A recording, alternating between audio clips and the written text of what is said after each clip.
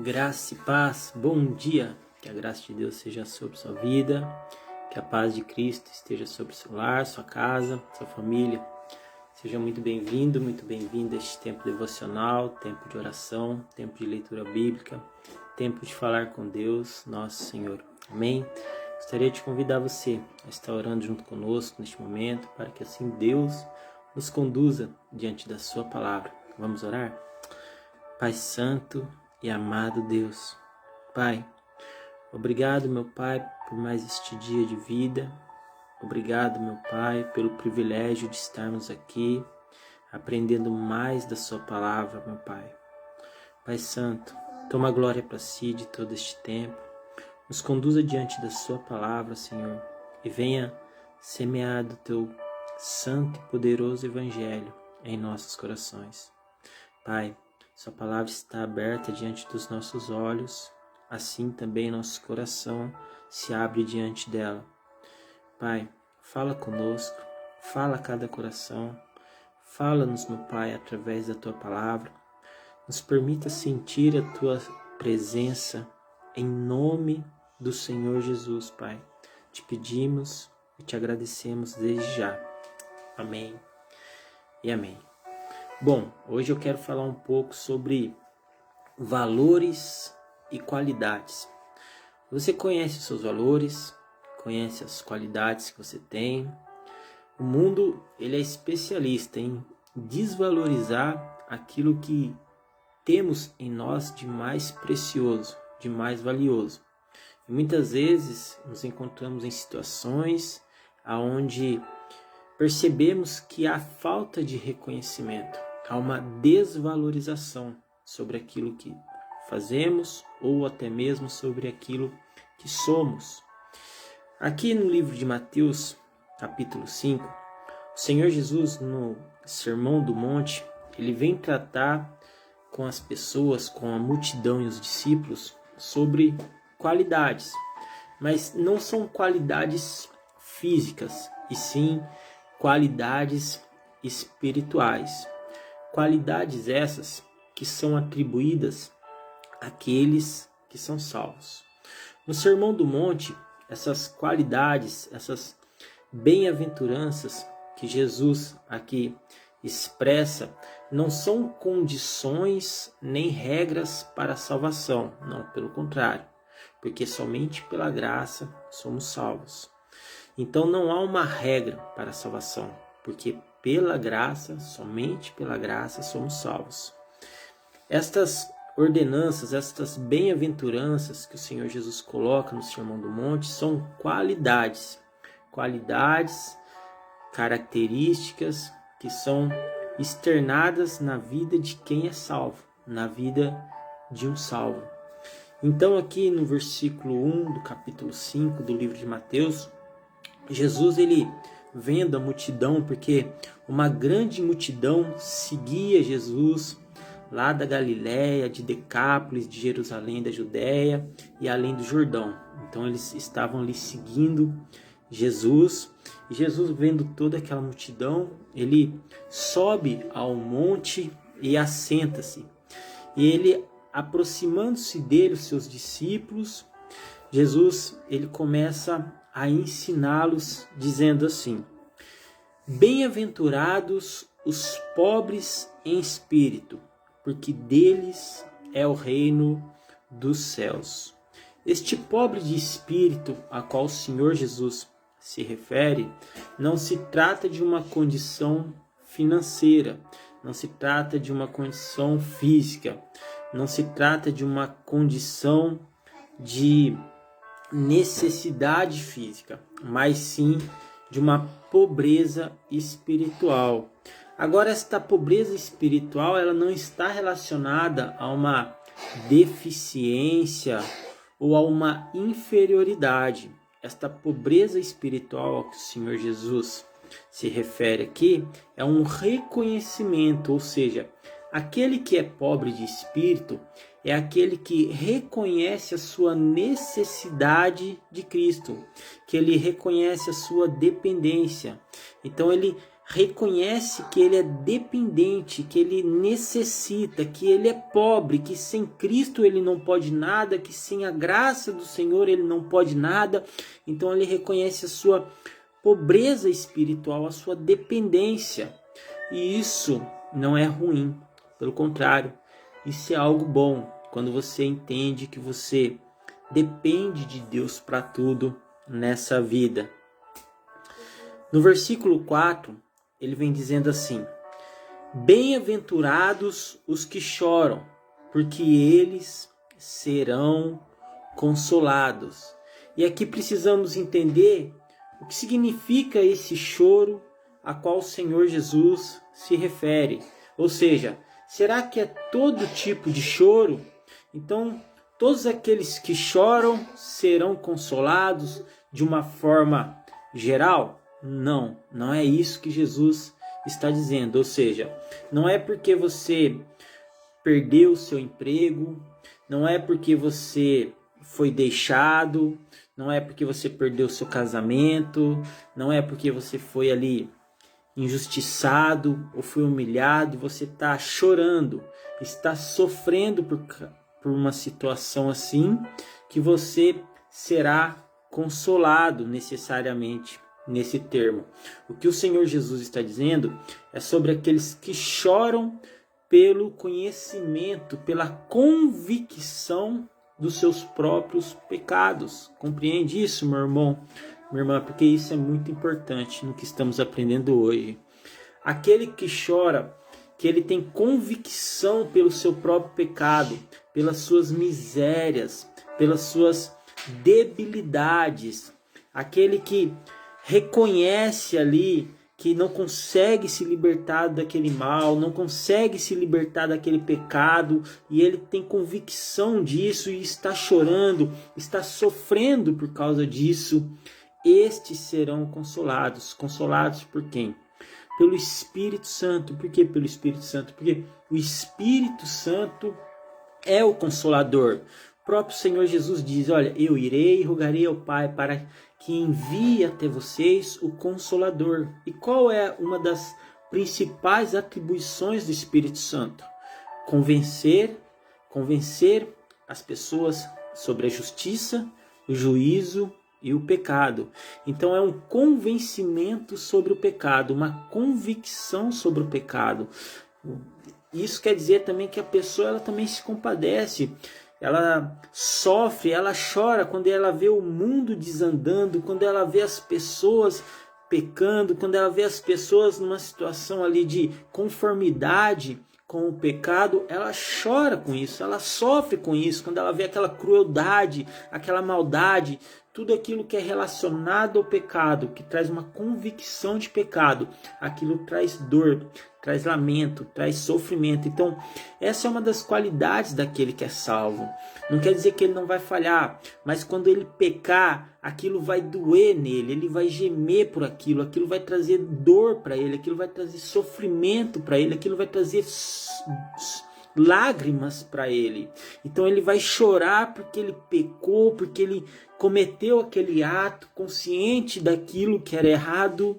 Então estes que choram convictos de que o pecado é mal, convictos de que não estão conseguindo ainda vencer aquele pecado, convictos que ainda existem pecados neles, que ainda existem misérias neles, assim como o apóstolo Paulo diz em Romanos capítulo 7, dizendo assim: olha, o bem que eu quero fazer, este eu não faço, mas o mal que eu não quero fazer, este eu acabo fazendo. Miserável homem que sou. Então ele está ali convencido do mal, do pecado, que por mais que o homem dele interior deseje fazer o bem, muitas vezes ele comete o pecado pelos seus membros. Por quê? Por causa da lei do pecado, por causa da influência que o pecado ainda exerce sobre a vida dele. Compreende isso? Então assim, ele reconhece a sua necessidade, ele reconhece a sua miséria, ele chora por causa disso. Então estes que choram são bem-aventurados.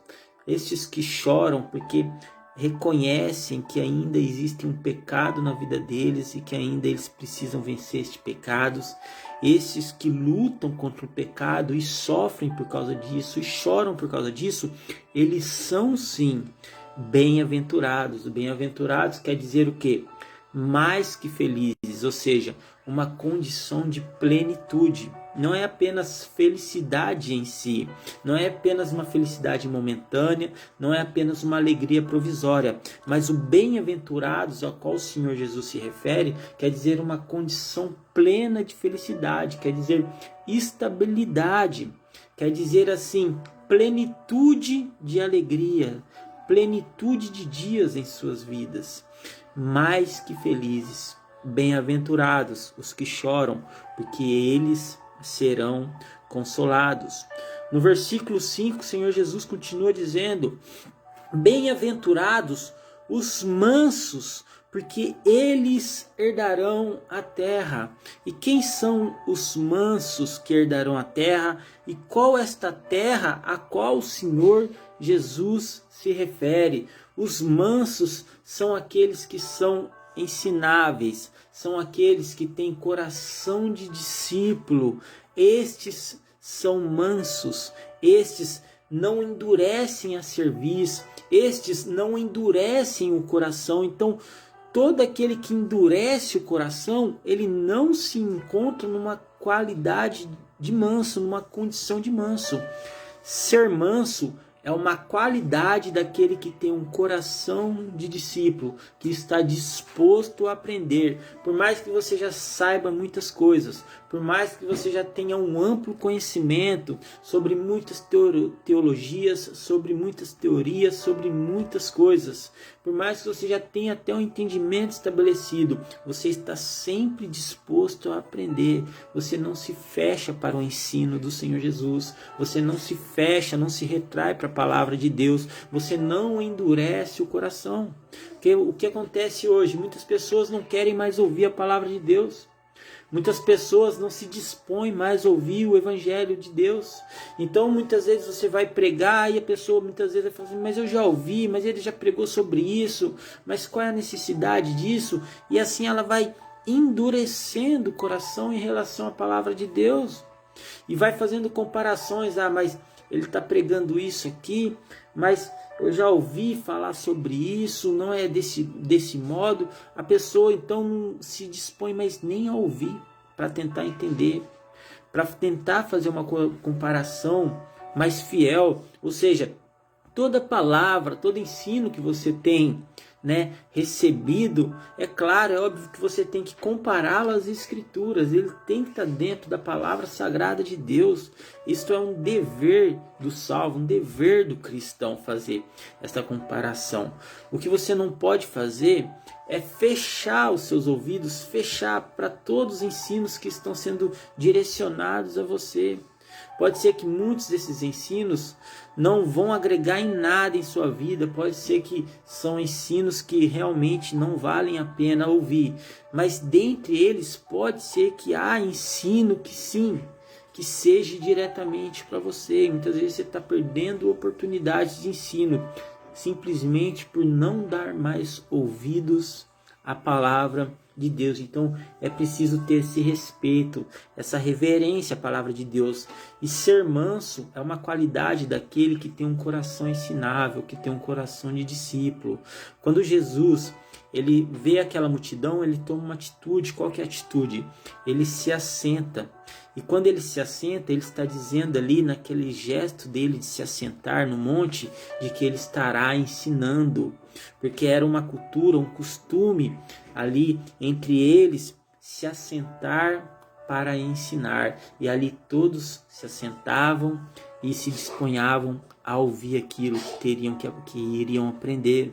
Então, meu irmão, minha irmã, muitas vezes precisamos sentar para aprender, sentar para ouvir. Isso é uma qualidade daquele que é manso, A terra a qual o Senhor se refere aqui, que herdarão, é a nova Jerusalém, a nova terra que será estabelecida. Não é como muitas religiões pregam por aí, que é esta terra que será herdada pelos mansos. Não, essa terra, meu irmão, minha irmã, é uma terra já manchada de sangue.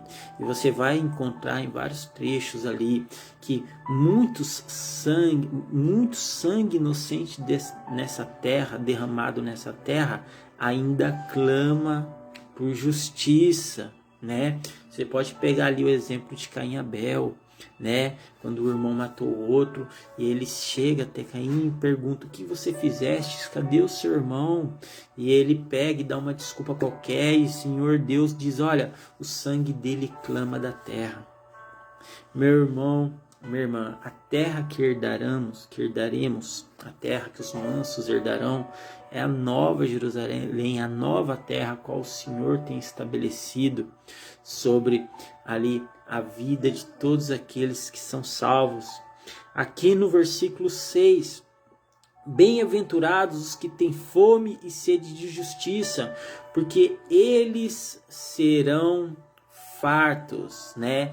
Aquele que tem sede e fome de justiça é aquele que não se conforma com a maldade, é aquele que não se omite diante da perversidade, da crueldade, é aquele que se indigna, que se sente injustiçado, é aquele que se sente indignado, é aquele que não se conforma com as injustiças. Ou seja, você vê ali uma injustiça, uma covardia, um homem agredindo, por exemplo, uma mulher covardemente, batendo, humilhando ela, batendo na frente dos filhos dela.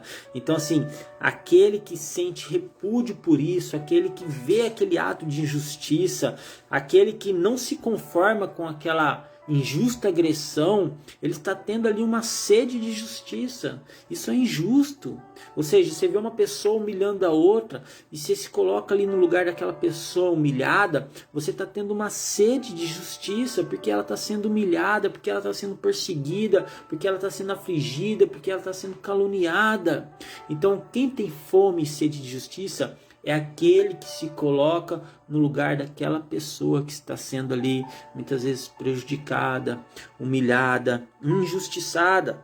No versículo 7, bem-aventurados os misericordiosos, porque eles alcançarão misericórdia. Quem são os misericordiosos? São aqueles que se compadecem da necessidade dos outros, que se colocam no lugar dos outros, né? São aqueles que não são snobs, são aqueles que não passam ali de bando, de lado, como por exemplo, ali o bom samaritano, aonde um homem, ali um judeu, tinha sido assaltado por salteadores, tinha sido espancado e estava à beira do caminho, muito ferido, a ponto de perder sua vida. Vem então um homem religioso, um sacerdote, passando pelo mesmo caminho, vê aquele homem ali desfalecido, precisando de ajuda, mas este homem sacerdote, que em teoria, né, deveria passar ali,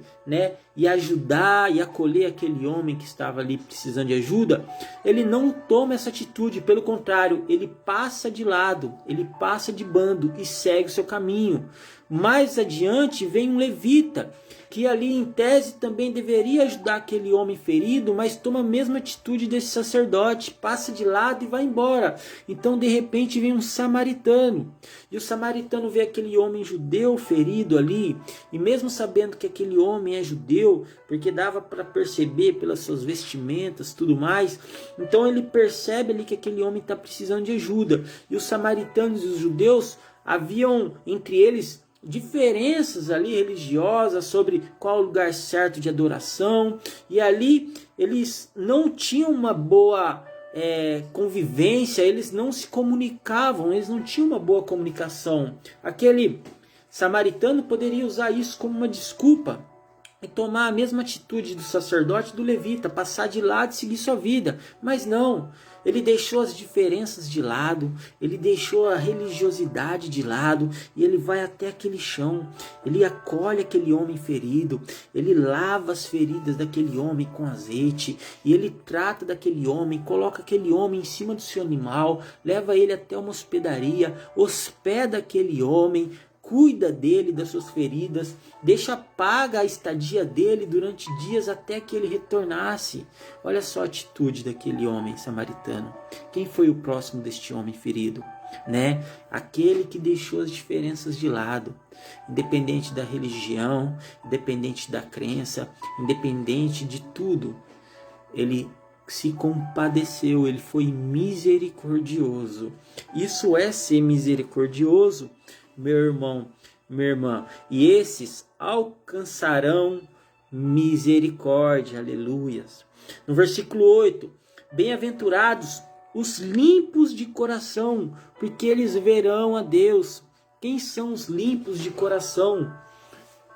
A qualidade de limpo de coração é todo aquele que passa por um novo nascimento, é todo aquele que tem aquela limpeza de coração, que volta a ser como criança, não no seu estado físico, é lógico, mas na sua inocência, na sua carência, na sua dependência. Voltamos aqui para o estado de necessidade de Deus, onde temos necessidade de Deus em nossa vida. Então, o Senhor Jesus deixa bem claro, olha, aquele que não for como um menino desse, não poderá entrar no reino dos céus. O que o Senhor Jesus está dizendo isso? Levando um menino, uma criança e mostrando a todos, olha, quem não for como este menino, não poderá entrar no reino dos céus. Ou seja, quem não for como uma criança. E o que existe de bonito numa criança? A limpeza do coração, a pureza, a inocência, né? A dependência que existe de uma criança em relação aos seus pais, não é verdade? Então, assim, esses são os limpos de coração. No versículo 9, bem-aventurados os pacificadores, porque eles serão chamados filhos de Deus. Quem são os filhos de Deus? São aqueles que são pacificadores. Quem são os pacificadores? São aqueles que promovem a paz. A paz é uma qualidade daquele que é salvo.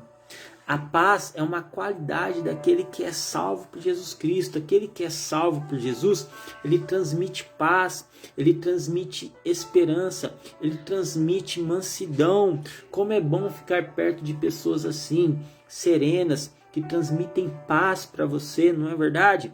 Então, assim, existem pessoas assim, pessoas que são pacificadoras, pessoas que promovem a paz, pessoas que são capazes de entrar numa situação de discórdia e apaziguar aquela situação, pessoas que são capazes de entrar numa casa onde filho não conversa com mãe, pai não conversa com filho, e tá tudo ali bagunçado, e briga, e rixa, e rivalidade, e eles promovem a paz, são pacificadores, então eles promovem a paz naquele lar.